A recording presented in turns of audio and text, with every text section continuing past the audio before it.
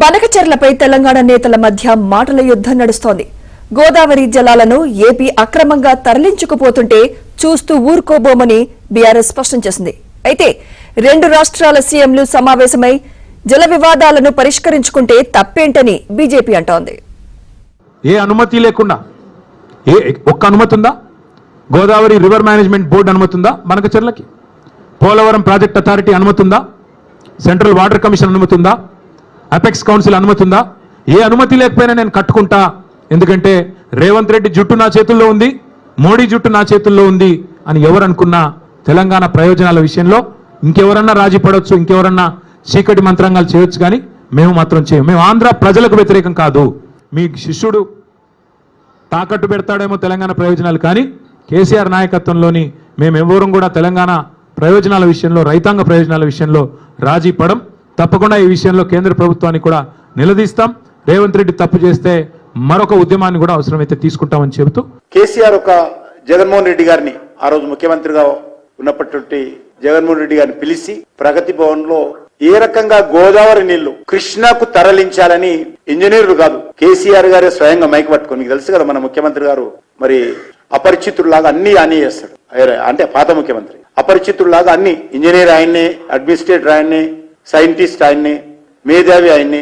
కాబట్టి ఆయన ఆ రోజు అన్న మాటలు మనం గుర్తుపెట్టుకోవాలి. ఇవన్నీ మీ పేపర్లో మీరు రాసినాయి, మీరే సాక్ష్యం దీనికి, నేను కాదు.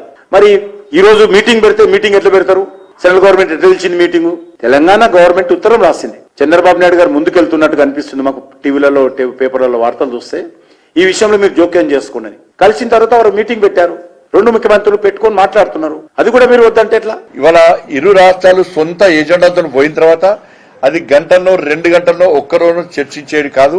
దీనికి ఇక్కడ రాష్ట్ర ముఖ్యమంత్రి అబద్ధాలాడతాడు, అక్కడ ఆ రాష్ట్ర మంత్రి అబద్ధాలాడతాడు. ఇరు రాష్ట్రాల ప్రభుత్వాలు వాళ్ళ సొంత ఎజెండాలు తీసుకొని పోయినాయి మీటింగ్.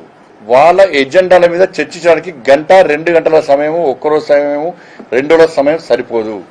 ఇలా గత 10 సంవత్సరాలు మంత్రిగా చేసిన ఒక పెద్ద మనిషి పబ్లిక్ లైఫ్లో తిరుగుతూ అక్కడెక్కడ ఉంటూ ఒక ముఖ్యమంత్రి స్థాయి ఉన్నటువంటి వ్యక్తిని పట్టుకొని హౌలే అంటాం కానీ, ఓ సన్నాసి అని అంటాం కానీ, ఇది ఎటుపోతా ఉన్నాం? ఏం భాష ఇది? ఏం సంస్కారం ఇది? ఏం సంస్కృతి ఇది?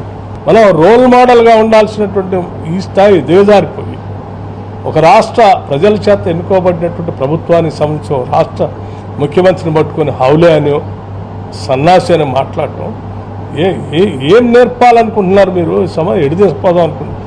దయచేసి ఇటువంటి మాటలు బంద్ చేసి ప్రజలు మీకు ఇప్పటికే బుద్ధి చెప్పారు. మీ సంక్షేమాన్ని, మీ కార్యక్రమాల్ని, మీ బిహేవియర్ని, మీ భాషని, మీ అహంకారాన్ని, మీ అవినీతిని చూసిన తర్వాత ప్రజలు వాళ్ళే చర్చించుకొని ఒక నిర్ణయం చేశారు. నిర్ణయించి 1.5 సంవత్సరం కాలే. మళ్ళీ చర్చించే సమయం వచ్చినప్పుడు చర్చిస్తారు. అసెంబ్లీలో చర్చిస్తే ఏం జరిగిందో, పార్లమెంట్లో ప్రజలు చర్చిస్తే ఏం జరిగిందో, రేపు లోకల్ బాడీస్లో ప్రజలు చర్చించి ఏం చేస్తారో ఓపిక పట్టండి. ఇప్పుడు అర్జెంట్గా నీకు బనకచెర్ల గురించి మాట్లాడకపోతే మాకు వర్కౌట్ కాదు.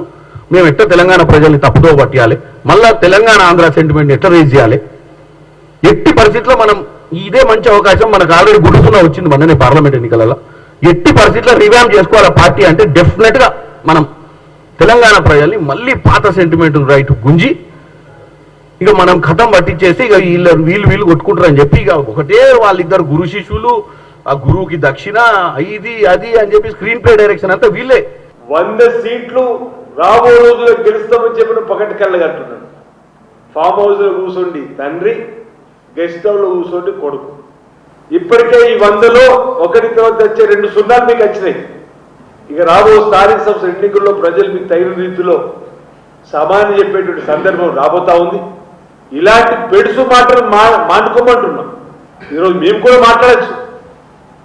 పూజకు పనికిరాని పువ్వుల్లాగా మాట్లాడేటువంటి మాటలు ఒకటి కాదు, అనేక మేము కూడా మాట్లాడడానికి, పెండ పైన తిరిగే పువ్వని పురుగని ఇవన్నీ కూడా మేము మాట్లాడడానికి సభ్యత అడ్డస్తని చెప్పి మాట్లాడడం మానుకోవడం తప్ప మరొకటి కాదు. తెలంగాణ మా సొంత జాగిరి అనుకున్నారు, కర్రు కాచి వాత పెడితే మీకు ఇంకా పొట్టు కూడా మారలే. మీరు రకరకాలు మాట్లాడుతూ ఉన్నారు. ఫస్ట్ నీ నీ చెల్లె ఏమంటుంది అర్జునుడు, నీ బావ నీకు ఏం తాడుతాడుతుడు అర్జునుడు. అడిగేసి కేసీఆర్ పాలన తెచ్చే పరిస్థితి మీరు బురదల పడే పంది అంతకడా లేవు నువ్వు. పంది కంటే పెండపూర్ అంటే ఏదో తెలుసా నీకు? ఏడ బొర్ర కడబోయాను, బొర్ర కడబడితే ఆ పెండపూర్కి వచ్చేది నీ చెవులతో నాది. అర్థం పడతాం లేని మాట్లాడుతున్నావు. ఎవరైనా సిగ్గుసేరమునోడైతే భార్య భర్తలు మాట్లాడుకుంటే ఫోన్ టాప్ పెట్టరా ఎవరన్నా? దాంట్లో ఈయనక దొరికారు మీరు. నువ్వు పేరే తీసుకొచ్చుకున్నావు. నీ విలాసాల కోసం, నీ వైభవాల కోసం ఈ రాష్ట్ర కథనంతా నీ అబ్బాయి జాగిరి లాగా, నీ ఇంటి సొమ్ము లాగా